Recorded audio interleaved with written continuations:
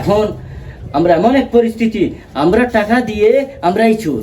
বড় কোনো আসামি যখন বড় কোনো ক্রাইম করে তখন কিতা প্রশাসনে কিতা ওয়েট করেনি যে কেউ একজন বাদী হইয়া আগে মামলা করক তারপরে আসামি ধরা হইব না, তখন তাই তৎক্ষণিক চেষ্টা করেন যে আগে আসামির আইনের আওতায় আনাও, তারপরে যেটা করার সেটা ওলাখান কোনো একটা ক্রাইম করছে। আগে মামলা করা হয়েছিল 20 জন, এটা গতদিন বলছি এখনো বলছি, এটা কিন্তু তদন্তই হয় নাই।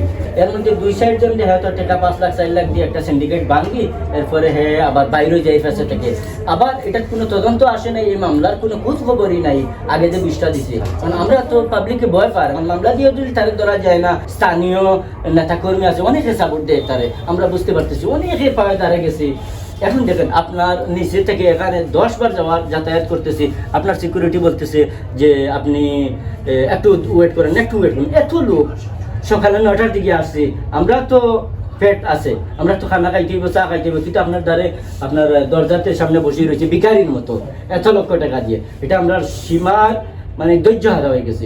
আমরা ভুক্তভোগী বাইরা যারা আছেন সব অবগত আছেন আপনারা, আমরা গতদিনও আইছি, আজকেও আমরা ঠিক টাইম আমরা টাইম দেওয়া হয়েছে 3টার সময় যে লড়ে তানোর কোনো প্রতিনিধি পাঠাইবা। আমরা 3টা থেকে অপেক্ষা করতে করতে প্রায় 10 মিনিট আগে আমরা সুযোগ দেওয়া হয়েছে যে মাতার লাগে ম্যাডামের লাগে। আমরা এখানে দিয়ে আজকেও আমরা সেম মানে আশ্বস্ত, মানে আমরা যদি কোনো আইনের আওতায় যাই তাইলে আমরা যতটুকু মানে টাইম হেল্প করার সহযোগিতা করার করবা, আর যদি আমরা কোনো মামলা মানে প্রক্রিয়া না যাই তাহলে টাইমের পক্ষ থেকে কোনো কিছু করার নাই আর কি, কোনো হেল্প টাইম করতে পারতাম। তো এখানে আমরা সবশেষে একটাও মানে বুঝছি যে সন্তানের কথা হইলো যদি আমরা মামলা দায়ের করি দলের প্রতি মানে কোনো অ্যাকশন যাই আইনি ব্যবস্থা, তাহলে টাইম আমরা লগে যতটুকু সাপোর্ট দেওয়ার সাপোর্ট দেবা, এর ব্যতীত টাইম আমরা কোনো সাপোর্ট দিতে পারি। তো এটা আমরা বাদ বাকি যত ভুক্তভোগী আছে আমরা বাইরে আরো তো 100 200 রয়েছেন সবার লগে আমরা এটা পরামর্শ করিয়া আপনার পরবর্তীতে এটা আপডেট জানাই যে আমরা কোন প্রক্রিয়া এখন যাই। আইনের ব্যবস্থা যদি যাই তাহলে তো আপনারা জানতে পারবা। বারবার আপনারা দেখছেন যে আমরা বারবার এটা আমরা টিউনো ম্যাডামরে আমরা এটা প্রশ্ন সম্মুখীন করছি যে আজকেও দলের কোনো একজন প্রতিনিধি থাকার কথা, কিন্তু কেন দলের দেখলাম যে আজকে তো উপস্থিত থাকার কথা।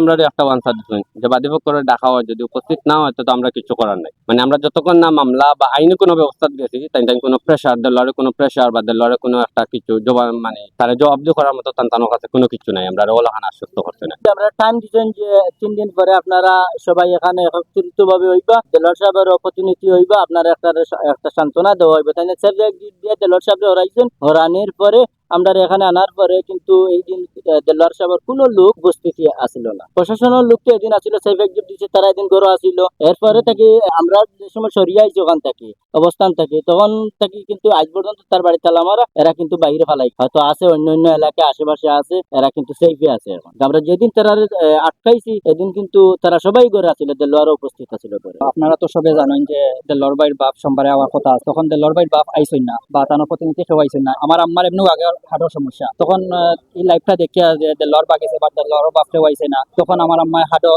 সমস্যা তো এমনিও আসিল, তখন তাই আরো সমস্যা হয়েছে। আমি সকাল 7টার সময় তান্ডে লইয়া আমি আইসি, আইয়া তান্ডে ডাক্তার দেখাইছি। এখন আমার ওখানে উঠে ভাই প্রশ্ন হইল গিয়া যে আমার লাখান তো আরো বহুত ভুক্তভোগী আছে, এখন ভাই কত হইল গিয়া দেলোয়ারে তো ওখানে উঠেন যে তানোর বাপর কিছু হইলে খিতে হইব। আমার কত হইল গিয়া ভাই আমার মা আমার বাপর যদি কিছু হইতে এই দায়বর খেয়ে নিব, দেলোয়ার ভাই নিবা। এখন যদি আমার মার কোনো সমস্যা হয়, হার্টের এমনিও সমস্যা, যদি পরবর্তীতে আমার মার কোনো সমস্যা হয় এই সমস্যা খেয়ে নিব, দেলোয়ার ভাই নিবানি। আপনার তোর মাধ্যমে ওখানে আমি জানাইতাম চাইলাম তান্ডে।